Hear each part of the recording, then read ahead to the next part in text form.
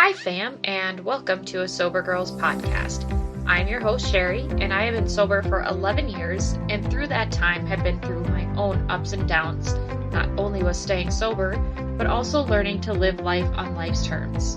If you are listening to this, then you have previously or are currently struggling and are ready to take certain steps to get better. Alcoholism has affected each of us differently, but we all have the same stories, what we used to be like, what happened, and what we are like now. You are ready to make a change in your life, and we are glad to have you here. This community is one of strength, commonality, and inclusion. The only way we stay sober is to help the suffering alcoholic and addict, and I am ready to take you on that journey with me. So let's get started. What's up, fam? Happy Wednesday. I hope that you had an amazing weekend. My week actually got a little bit better. I mean, I'm not going to be like, oh, I'm so much better. I definitely am feeling better after last weekend. I walked around in a daze for a bit. Took me a little bit to come to, I don't want to say come to, but essentially that's what happened. It took me a little bit to come about to my senses, and I definitely am feeling better. I talked to my sponsor a lot this week. I also made sure to stay in communication with other people in sobriety. I made sure that other people knew what had gone on, and just staying transparent and open made it a lot easier. I actually had the chance, every week I get together with a friend of mine and we have coffee every week. That's something that has been really a huge thing for me, especially in the past, well, gosh, it's been since July, I think, that we've been doing this. We get together and have coffee once a week, and we have been talking about our faith and me going back to church. I left a church because I had some, not morality issues with it, but just some personal issues with what was not being taught at the church, but some of the sermon subject matters. And I felt like there were some possible undertones of non-equality, and that really bothered me because Jesus doesn't just love, like the rich people or the white people or, the non-drug addicts or, he loves everybody. He loves literally everybody. So, it really weighed heavy on my heart. And the reason why it bothered me so much is because when I did my 12 steps, I did them with my sponsor, who she and I go to the same AA meeting. But when I first moved up to where I live now in Virginia, I started going to Saturday morning meetings, and she told me about this place called Celebrate Recovery, and she goes there on Friday nights. At our church, it was on Friday nights, and it was really weird because Celebrate Recovery ended up being held at the same place where I was just starting to go to church. And, there are no such thing as coincidences. There just truly isn't. And I guess, well, if you don't have an active faith in a higher power, there probably are coincidences. But it truly was a God thing. And after some reluctance, I decided to go. And I actually really enjoyed it. Celebrate Recovery, what is it? Celebrate Recovery is a 12-step program, okay? But it's a 12-step program that is done based on faith and the Bible. It's done based on scripture. And when you show up, what happens is you have a worship session prior to breakout groups. So you have a small group session and you sing worship songs. And there's usually a guest speaker for the night, and there's usually a theme for that week. So it's not like an open discussion AA group. It is like a closed discussion AA group, where when you go to a closed discussion AA group, you are working in a certain set of parameters, whether it's a big book meeting or a topics meeting or a one of the other ones is a traditions meeting or a serenity meeting. So there's themes to closed meetings usually, and an outline. And that's kind of what Celebrate Recovery is like, only in a church. And so then after you spend some time in worship and listening to the guest speaker, then you go and you talk in groups. There are different groups, and I'm going to be real honest with you because it's not like anything that we do here in AA. In AA, we have obviously alcoholics, and NA, it's for drug addicts. But for Celebrate Recovery in and of itself, it is for everyone who has, I don't want to say control issues, but hurts, hang-ups, and habits is the way that they look at things. And so in my group, in my breakout, there were women there that were dealing with alcoholism. That was the biggest part of it. But there was also some women in that group setting that had an eating disorder. And I think really that was it. I think there were 2 or 3 in there with eating disorders. And then the rest of us were alcoholics and addicts. But in other breakout groups, there were trauma groups. There were groups for pornography. And all of these groups are created so that you have a chance to talk about your hurts, hang-ups, and habits in a light group with other people. And so if you want to discuss your childhood trauma and you don't have problems with drinking, you'll go into that group. Or if you have addiction to pornography, you'll go into that group. So there's a couple of different things, because the 12 steps, what Bill and Bob didn't realize when they started the 12 steps is that they weren't just writing a manual for alcoholics, right? They weren't just writing a manual for how we should get over or go through or come out on the other side of alcoholism. They were writing a script for life. And there have been so many other programs that have adapted the 12-step program into their recovery. So it's not just for alcoholics or addicts. That being said, there are breakout groups specific to those issues of addiction. So the one thing that I really did like about it, and still do like about it, is that they use the 12-step principle.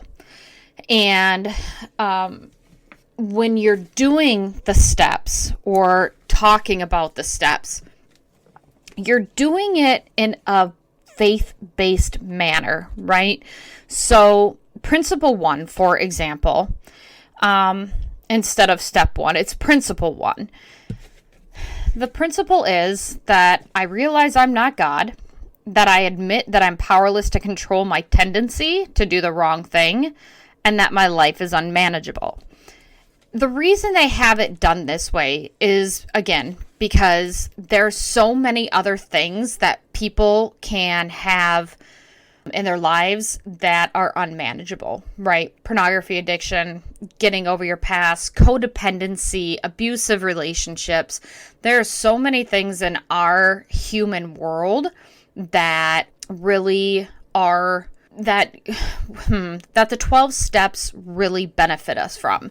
You know, quitting smoking, that's another one. My husband has struggled with that, and so that's one that we definitely respect and understand, and he uses AA or Celebrate Recovery because the principles are the same for overcoming his addiction to nicotine. So each step is tied to a Bible verse. And for principle 1, the Bible verse is, "Blessed are the poor in spirit, for theirs is the kingdom of heaven." Our amazing journey, recovery, starts with principle 1, where we admit that we are powerless to control our hurts, hang-ups, and habits, and that our lives have become unmanageable, out of control. But before we begin this exciting journey, we need to ask ourselves the following 2 questions. Are we wearing the mask of denial? And over what do we really have control? The thing that I really like about this is I'm actually reading from the Celebrate Recovery Bible. They do have other literature, but they have the Celebrate Recovery Bible. It is done in NIV version, which is the New International Version. So there's not been a change to the Bible itself. But instead of it being just like a Bible for women or a Bible for men or, the Learning Bible, it actually is like the Big Book in the sense that it has stories in it from people who have overcome either their type of addiction or recovery. And it also goes into detail to explain when you are going through what unmanageability looks like. You go into the Bible verses to talk about how there are certain parts of the Bible that correlate to what you are going through. There are some really good stories in here from people who have gotten sober, and I will tell you why this worked for me at the time. At the time, when I was doing my 12 steps, I was struggling with my faith, okay? I wasn't necessarily struggling with God or believing in God, but I knew that there was a God. I knew there was a higher power, but I was really struggling with that aspect of understanding a spiritual relationship and connection. And so when I started going to church and when I realized there's Celebrate Recovery there, it was a really good opportunity for me to build on that relationship with God. I am a very hands-on visual person. And so for me, going to church allows me to soak in that ambiance, that relationship, that community. And so that's something that really, really motivates me. I am currently still looking for a new church because I do miss those relationships and I do miss that community and I do miss that connection with God. I can talk to him anywhere I want, anytime I want, and I know that he's there. But for me, there's also a sense of understanding being in those communities once a week. Just like going to AAA is really good for me. It's good for my sobriety and my connection to keep me sober. So is going to church for my faith and my relationship with God. And there are a lot of people that will go to AA and not get it. There will be a lot of people who will go to NA or rehab and not get it.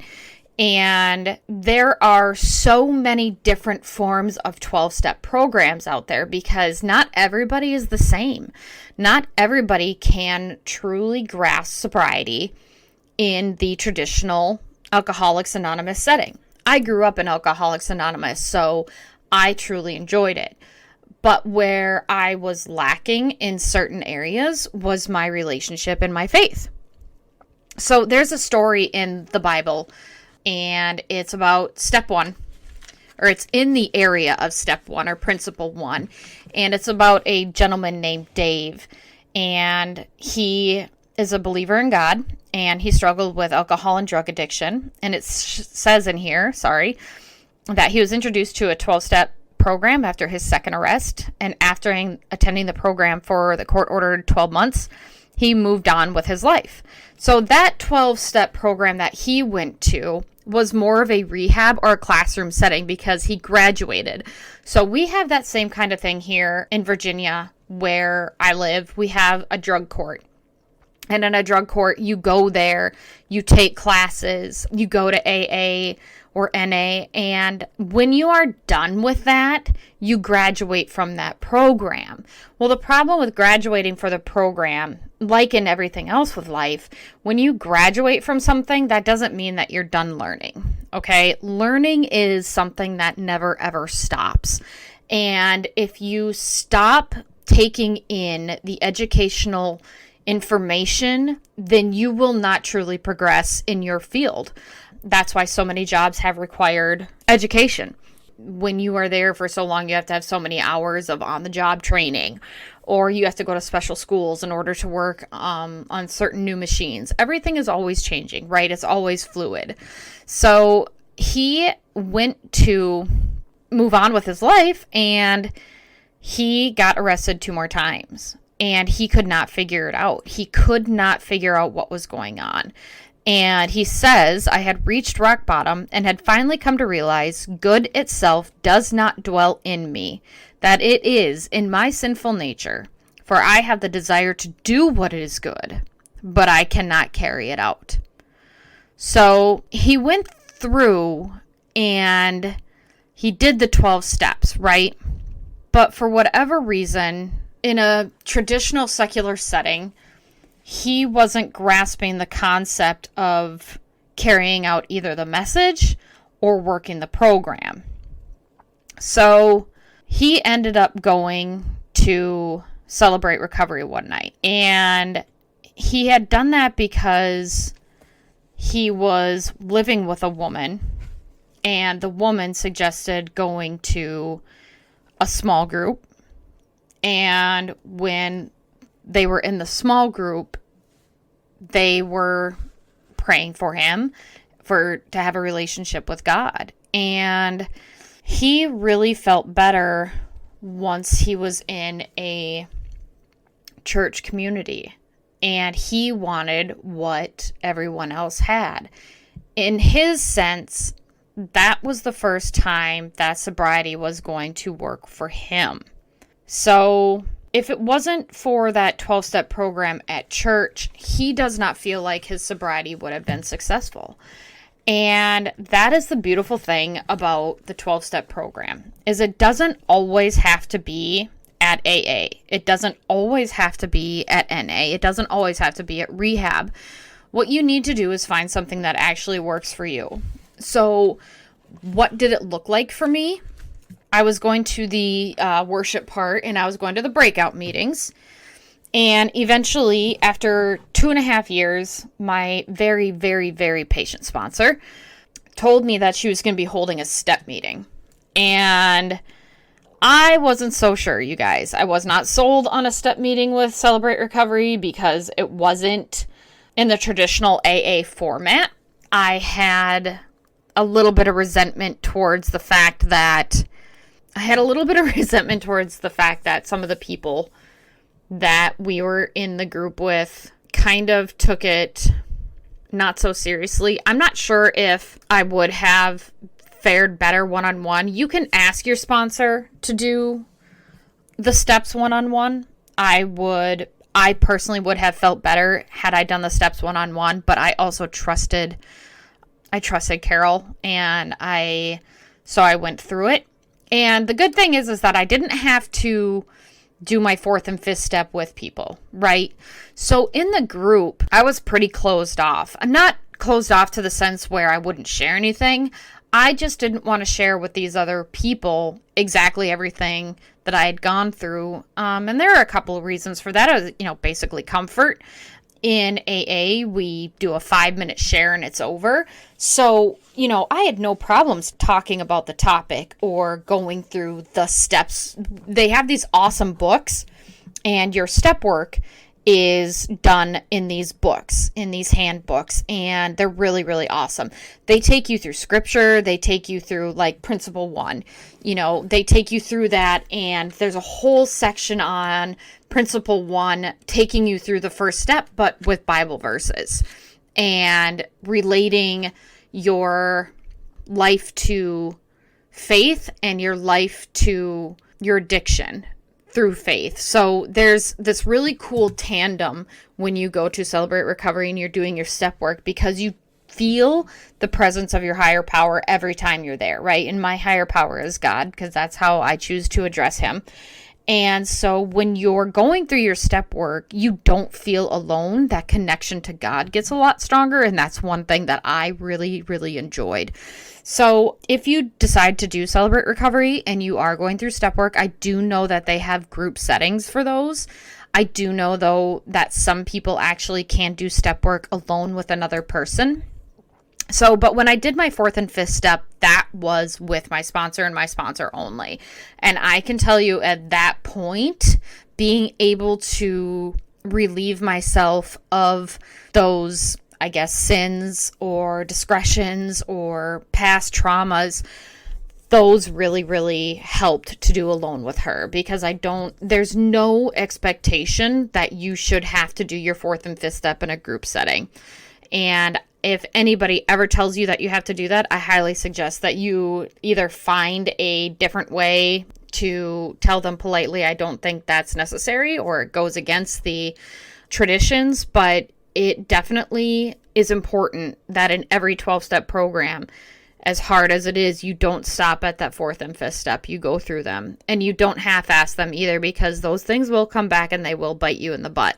So you do go through the steps individually, or the steps 4 and 5 with your sponsor, and then you will go through the remaining steps in a group setting. And to be honest, that's okay, because in AA, that's essentially what we do every week, right? Like, we come to AA and we say, this past week in AA, we talked about control. And so for us, the topic of conversation was, a sharer had said that, she had gone to sleep and she had had a drunk dream. And in the dream, she had like 4 or 5 glasses of wine. So she knew if she just had like 1 glass of wine, she'd be fine.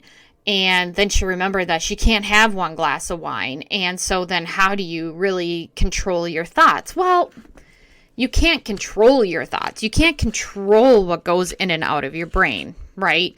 So in order to combat that, you start in the meeting by talking about your experience, strength, and hope. And that's essentially what you do in Celebrate Recovery. There's just a faith-based component to it. And that is really something that, for me, really solidified my relationship with God. It really brought me closer to Him. It made me want to learn more. It made me hungrier for that relationship with my higher power. And the reason I don't talk about my faith very much on here is because there are so many different programs of recovery. The last thing I want to do is alienate anyone.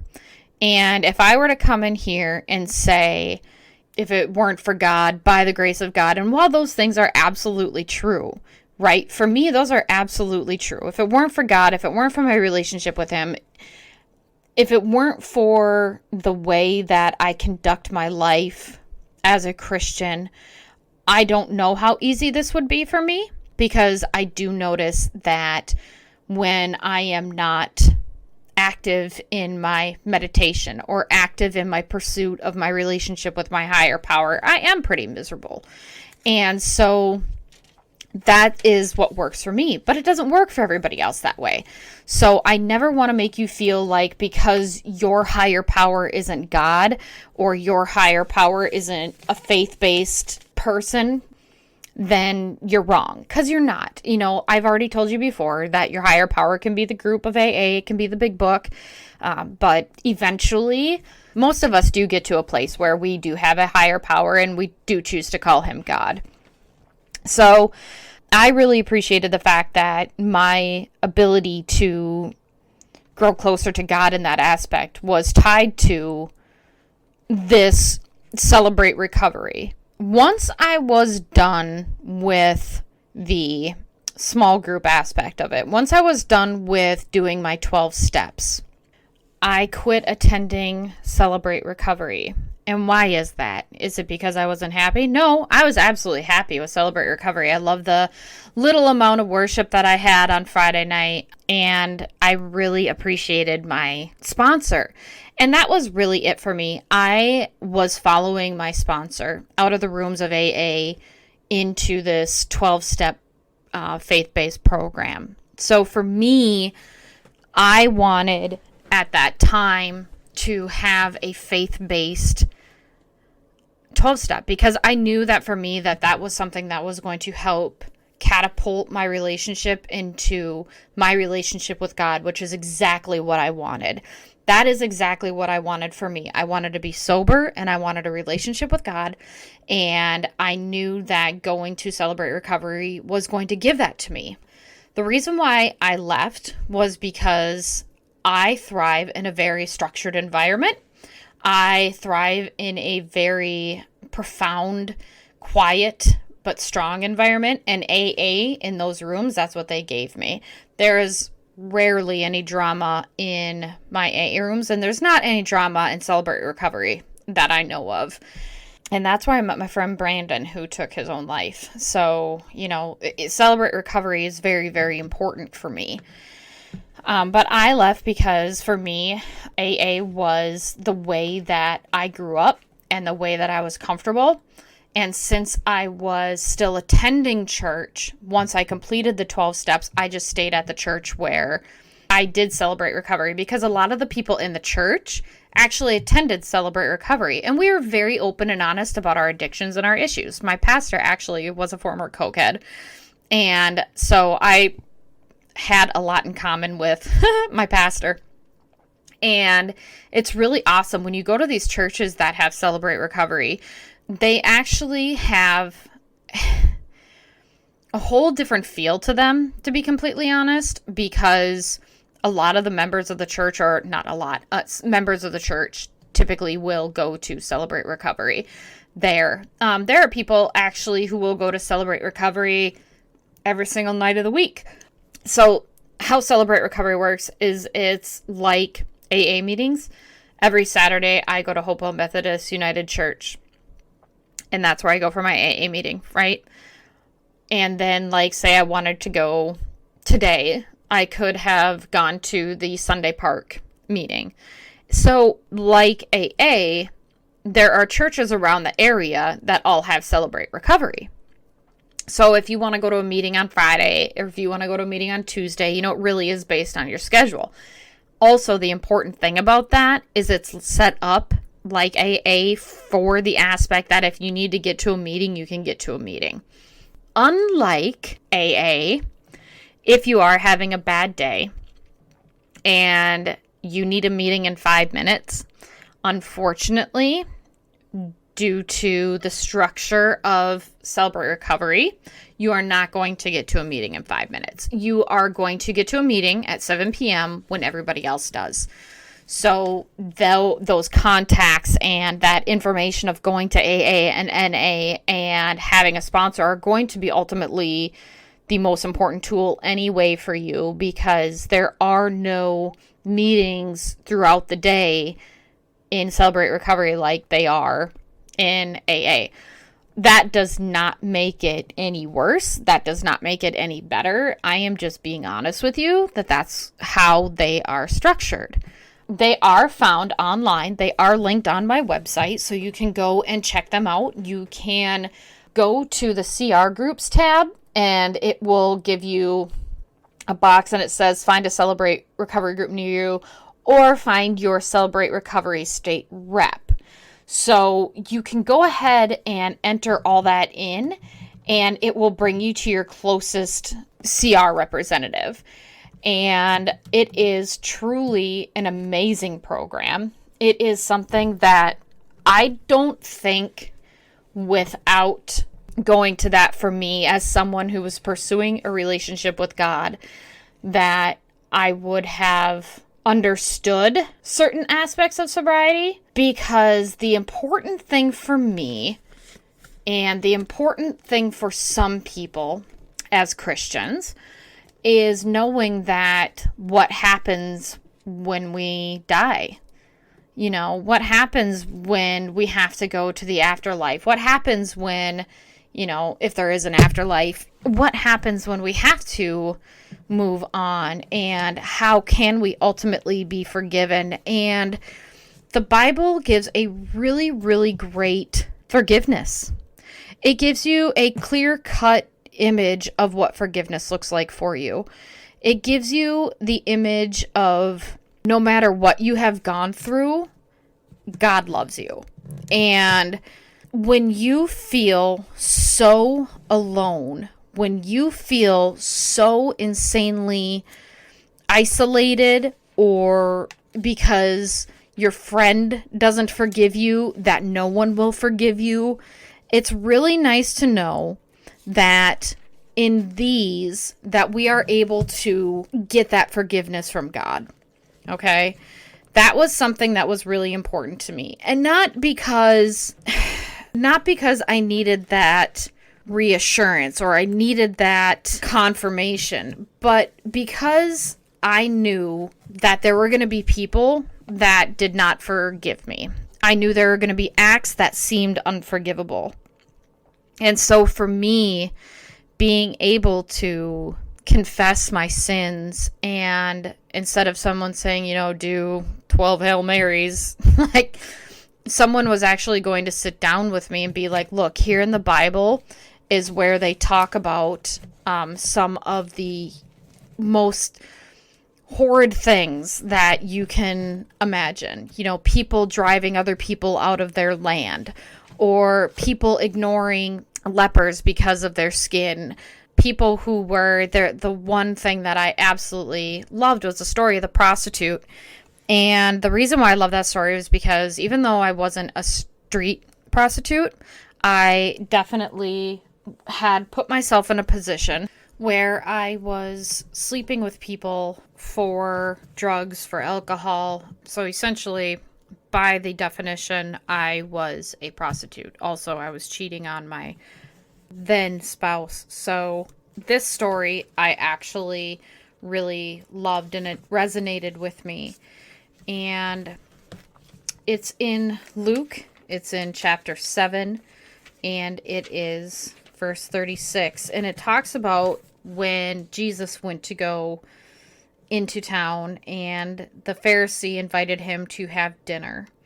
There was a woman that lived in that town who had a sinful life. She learned that Jesus was going to be eating at the Pharisee's house, so she came with a jar of perfume, and as she stood behind him at his feet weeping, she began to wet his feet with her tears. Then she wiped them with her hair, kissed them, and poured perfume on them. When the Pharisee who had invited Jesus saw this, he said to himself, if this man were a prophet, he would know who is touching him and what kind of woman she is. Okay? So think about that. Here I am, going through sobriety. I had subjected my body to tons of promiscuous activity because I needed something, or I was filling a void in my life. And by all accounts and purposes, I was anything but clean. And so when Jesus heard him say that, he was like, listen, I have something to tell you. And Simon said, okay, the Pharisee said, tell me, what's up? He said, 2 people owed money to a certain moneylender. One owed him 500 denarii and the other 50. Neither of them had the money to pay him back, so he forgave debts of both. Now, which one will love him more? And Simon stated, I suppose the one with the bigger debt. You judge correctly, Jesus said. Then he turned down towards the woman and said to Simon, do you see this woman? I came into your house. You did not give me any water for my feet, but she wet my feet with her tears and wiped them with her hair. You did not give me a kiss, but this woman from the time I entered has not stopped kissing my feet. You did not put oil on my head, but she poured perfume on my feet. Therefore, I tell you, her many sins have been forgiven, as her great love has shown. But whoever has been forgiven little loves little. And then Jesus said to her, your sins are forgiven. Your faith has saved you. Go in peace. Do you know, reading that story, what that did to me? And then there was another one where a woman had touched his cloak. She had been bleeding for 12 years, and it was a medical condition. And all she did was touch his robe, and she was healed. But she wasn't healed because Jesus was a great healer, right? Because he is, and he can, but because she had faith. All because she had faith, she was healed. And he told her, go, you are fine. Like, you don't have to worry anymore. And all because she had a little amount of faith, all because she had a little bit of faith, he healed her. So it really is, for me, an interesting thing, because I definitely wanted to be healed, right? I wanted to be healed. I wanted to be forgiven. And I wanted someone with that understanding of faith, not even religion, because I hate religion, but faith, to tell me I've been there too. I've been there too, and I am here with you now, and you are forgiven. was very important for me in my 12 steps. And when I was done, I have continued to go to AA. And like I said, I am continuing to look for a new church. But the option of Celebrate Recovery gave me the ability to work harder in my faith to get closer to God. It also allowed me an opportunity to meet other people in AA. And not even AA, but in sobriety. There were people there that were dealing with so many different things that I think for me it was sensory overload, because while we were all dealing with addiction or trauma in one way or another, for me it was a little bit difficult because I didn't feel like sharing certain things with certain people or befriending certain people simply because we didn't have that like in common. So for me, it wasn't a good fit overall because of that aspect. I needed to be around other alcoholics that dealt specifically with alcohol. But I definitely, I don't want to say I endorse this program because it doesn't need an endorsement, okay? It's a awesome 12-step program. I love the fact that it's faith-based. I love that it brings you closer to your higher power. And I love that it is something that you can literally take with you for the rest of your life. And if you don't go to church, but you want to go to Celebrate Recovery, if that's your church for the week, then that's your church for the week, right? So it really is a gateway. Celebrate Recovery is a huge gateway into other faith-based community things. Newer small groups, newer church, new friendships, new relationships, people who think like you in a faith-based manner. And, you know, that is very important to a lot of people, to include myself. But at that time, I didn't want to continue going simply for the fact that I just was on sensory overload and I needed like people like me. So I loved the worship part of it and I loved the message that we got. So I'd go to the worship part, but then I wouldn't go to the breakout group. I would just go to the worship part. And I really, really enjoyed that because you got to do worship music and you got to hear a message from someone. And all those messages are just like AA. Those are definitely the same. So the speaker at the beginning is the best part for me. And there was a few of us actually that would go for worship and not for the small groups, or vice versa. People would come for the small group breakout and not for the worship. So I don't know, really a great way for people who are curious about a relationship with God to get introduced to it. And it's something that I highly suggest that you look into, especially if you're not only struggling with your faith as a Christian, or there are certain things in your life that you know you need in order to get sober, like a community like that outside of the normal AA community. I definitely suggest giving it a look. I definitely suggest going. I don't know if they have anything virtual at this time. I don't think they do. I can check on that for you. But you can go to their website. Their website is Celebration Recovery, and it is linked in my website myself. I will put something up on Instagram if you follow me there, and Facebook, and we can get you that information. If you have any other questions about it, I do still have some friends who are in Celebrate Recovery. My sponsor, I don't believe she goes anymore, but I do have a friend named Scott, and he would be happy to answer anybody's questions. I am quite sure. He is awesome. He's on fire for God, and he really loves Celebrate Recovery, but he also goes to AA as well. So again, it's not going to always be the end all. You can always mix things up, put things together.